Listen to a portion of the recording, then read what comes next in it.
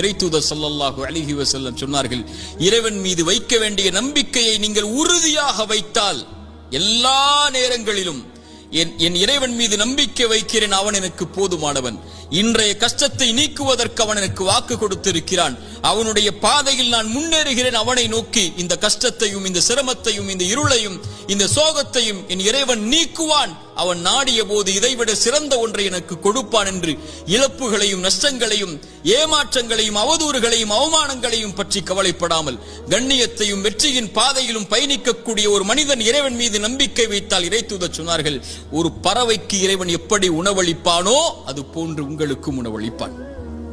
அவ்வளவுதான்.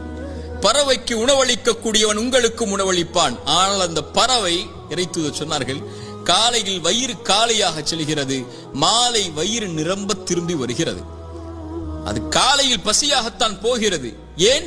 அது கூட்டுக்குள்ளேயே உட்கார்ந்து கொண்டு எனக்கு இறைவன் இந்த கூட்டில் உணவளிப்பான் என்று எதிர்காலத்தை பற்றிய பயத்தோடு உட்கார்ந்து இருக்கவில்லை.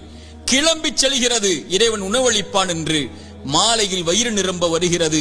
அதுபோல் இறைவன் மீது வைக்க வேண்டிய நம்பிக்கையை உறுதியாக திடமாக தெளிவாக நீங்கள் வைத்தால் என் இறைவன் என்னை ஒருபோதும் கைவிட மாட்டான் என்று இந்த பறவைக்கு உணவளிப்பதை போல் இறைவன் உங்களுக்கும் உணவளிப்பான்.